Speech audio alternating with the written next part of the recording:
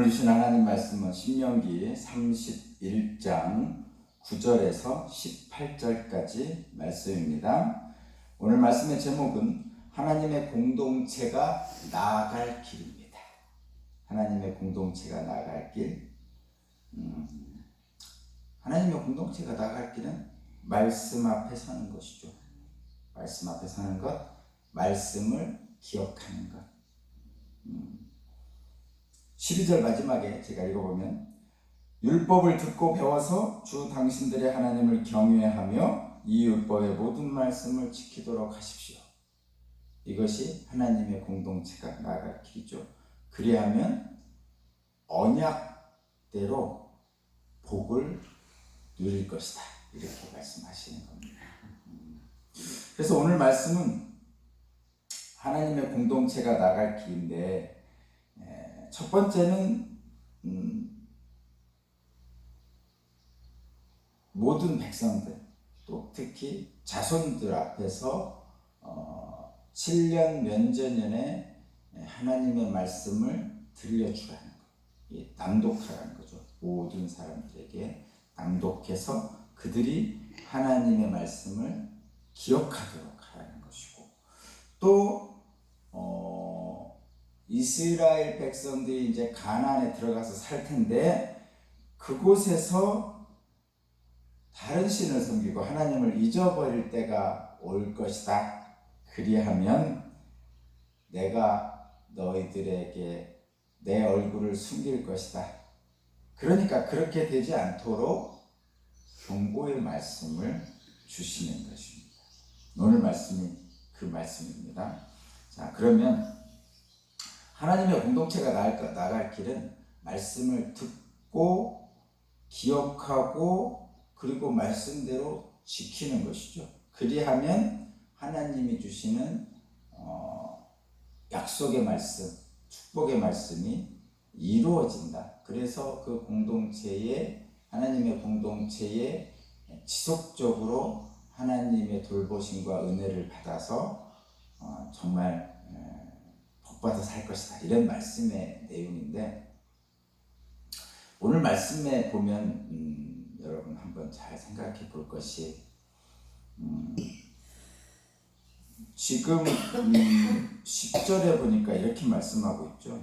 모세가 그들에게 명령하였다. 7해가 끝나는 때마다 곧 빚을 면제해 주는 해 초막절에 모두 모아서 하나님의 말씀을 들려주라. 이렇게 말씀하셨죠. 그런데 하나님의 말씀은 지금 저와 여러분이 그렇듯이 매일 새벽에 들을 수도 있고, 또 날마다 여러분이 성경을 읽을 수도 있고, 또 주일마다 또는 수요일 저녁마다 여러분 속회에서 이렇게 계속 하나님의 말씀을 읽고 듣고 또 묵상하고 그렇게 합니다. 물론 그렇게 해야 됩니다. 계속 하나님의 말씀을 기억하고 하나님 앞에 설 때 하나님이 주시는 은혜를 받아서 언약 백성으로서 주시는 은혜를 누릴 수가 있기 때문에 그런 거죠. 그래서 날마다 잊지 않기 위해서 그 말씀을 듣는 거고 읽는 겁니다. 근데 계속 잊어버린다는 얘기죠. 한마디로. 그렇죠. 그래서 그런 거고, 특별히 오늘 말씀 보면은 그렇다고 해서 7년마다 한 번 하라는 얘기냐? 그런 얘기는 아니고 7년이면 엄청 길죠. 옛날에는 10년이면 강산도 변한다 했는데 요즘은 시대가 너무 빨라서 5년 만에도 강산이 다 변하죠. 너무 빠릅니다. 정말. 조금만 이렇게 주저주저하고 지체하고 있으면 세상이 어떻게 돌아가는지 따라갈 수가 없어요. 한 6개월 전만 해도 지금 우리가 이럴 줄 몰랐죠. 코로나19가 발생하기 전에. 그렇죠? 6개월 전만 해도 지금 우리가 이렇게 살 줄 몰랐죠. 그만큼 시대가 많이 변하고 빠른 시대입니다. 어쨌든 그 그 7년마다 면제년마다 모든 백성을 모아놓고 자손들에게까지 모아놓고 다 하나님 말씀을 낭독해서 그들에게 듣고 하나님 말씀을 기억하라고 하셨는데 그렇다고 진짜 7년마다 하라는 얘기가 아니죠. 여기서 굳이 하나님 말씀을 읽고 낭독하고 사람들에게 후손들에게 가르치라고 했는데 굳이 7년 면제년을 택해서 이 말씀을 주신 이유가 있겠죠. 왜 7년 면제년에 이 말씀을 낭독하라고 모든 사람에게 낭독하라고 했을까? 거의 10절에 그렇게 했단 말이죠. 모세가 그들에게 명령하였다. 7회가 끝날 때마다 곧 빚을 면제해 주는 해의 초막절에 온 이스라엘의 주 당신들이 하나님을 뵈려고 그분이 택하신 곳으로 나오면 당신들은 이 율법을 온 이스라엘 백성 앞에서 읽어서 그들의 귀에 들려주십시오. 이렇게 했단 말이에요. 근데 왜 꼭 제 7년 면제년이라고 얘기했을까? 한번 생각해보면 여러분 이렇습니다. 7년 면제년은 신명기 15장에 있죠. 신명기 15장 한번 볼까요? 신명기 15장 한번 찾아보세요. 15장입니다. 네, 우리가 배웠죠? 지난번에 15장. 자, 7년 면제년은 여러분도 다 잘 알고 있죠? 빚을 끌 수도 있고 구워줄 수도 있잖아요. 그런데 빚을 구워주고 나서 7년이 되면 면제를 해주라는 얘기입니다. 그리고 또 하나는 종이 됐을 경우, 빚을 못 갚아서 종이 됐을 경우 몸으로 대신 빚을 갚는 경우에 이제 7년이 되면 자유를 주라는 거죠. 그게 7년 면제년입니다. 7년 면제년 15장 보면은 이 7년 면제년을 주는 이유가 나와 있습니다. 4절 한번 읽어볼게요. 4절 15장 4절 당신들 가운데 가난한 사람이 없게 하십시오. 가난한 사람이 없게 7년 면제년을 만드는 이유가 그거란 말이에요. 당신들 가운데 가난한 사람이 없게 하기 위한 거죠. 그리하면 주 당신들의 하나님이 당신들에게 유산으로 주어 차지하게 하시는 땅에서 당신들이 참으로 복을 받을 것입니다. 이유가 그거죠. 7년 면제년을 주신 이유는 복되게 살려고 하는 겁니다. 그 다음에 또 하나 있죠. 12절 보세요. 12절 보면 당신들 동족 히브리 사람이 남자든 여자든 당신들에게 팔려와서 6해 동안 당신들을 섬겼거든 7째 해에는 그에게 자유를 주어서 내보내십시오. 종으로 사는 자를 자유를 주라는 거죠. 종에서 풀어주라는 거죠. 그리고 심지어는 종을 풀어주는데 13절 자유를 주어서 내보낼 때는 빈손으로 내보내서는 안 됩니다. 그렇게 되죠. 14절 당신들은 주 당신들의 하나님으로부터 복을 받은 대로 당신들의 양떼와 타작마당에서 거둔 것과 포도주 틀에서 짜낸 것을 그들에게 넉넉하게 주어서 내보내야 합니다. 이렇게 하고 있어요. 자, 그러면 왜 7년 면제년에 그렇게 했을까요? 7년 면제년에 왜 그렇게 했을까요? 첫 번째는 분명하게 말씀하고 있는 것은 이 하나님의 공동체 내에서는 가난한 자가 없게 하라는 거죠. 그러니까 하나님의 공동체에서는 하나님의 복을 누리는 사람들이 함께 모여 사는 곳인데 누구는 엄청나게 부자로 살고 누구는 진짜 정말 너무 가난하게 살고 그런 공동체가 아니라는 거죠. 하나님의 공동체는 가난한 자도 부자도 다 물질적으로나 영적으로나 안전한 자유를 누리며 살게 합니다. 물론 일시적으로 가난할 수도 있고 일시적으로 종이 될 수도 있습니다. 그러나 하나님의 본질적인 공동체는 가난한 자를 도와주고 종이 아니라 자유인들이 사는 공동체입니다. 왜 가난한 자가 생기고 종이 생깁니까? 하나님 나라는 원래 가난한 자가 없고요. 종이 없죠. 하나님 나라는 풍요롭게 평화롭게 사는 나라고 자유인이 사는 나라입니다. 그러면 왜 가난한 자가 생기고 종이 생깁니까? 인간들의 죄성 때문에 그렇죠. 물론 일 안 하고 게으름 피고 하면 가난해지겠죠. 그걸 얘기하자는 게 아니고, 그것을 탓하자는 게 아니고, 에덴 동산에서 일 안 하고 게으름 핀다고 그런 사람도 없겠지요. 그런 사람도 없겠죠. 에덴 동산에서 일 안 하고 게으름 핀다고 가난하게 하겠습니까? 하나님께서. 그러니까 왜 가난한 사람이 생기고 종이 생깁니까? 이 땅에 사는 인간들의 죄성 때문에 그런 거예요.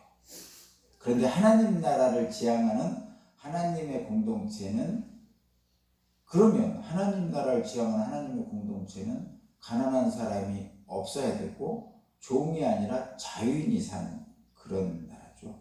그러면 그쪽을 향해 나아가야 되죠. 근데 그렇게 나아가려면 하나님의 말씀을 듣고 그리고 읽고 묵상하고 그리고 후손들께까지도 계속적으로 알려줘야 된다는 얘기입니다. 그것이 오늘 말씀의 핵심입니다. 하나님 나라의 공동체가 나아갈 길은 그 길입니다. 여러분 꼭 기억하시고 그 길을 따라 가시기 바라고요.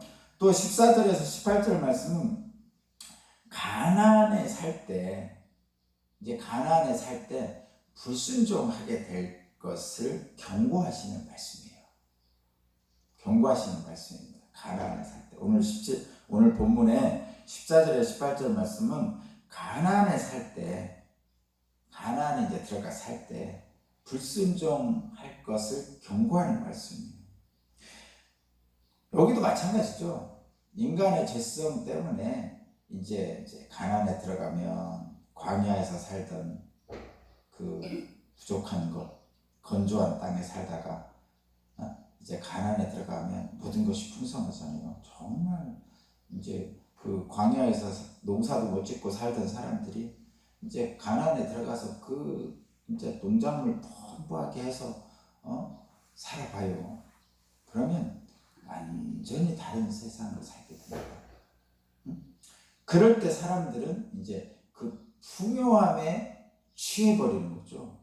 풍성함에 취해버립니다. 그래야면 옛날 광야 시절을 잊어버립니다.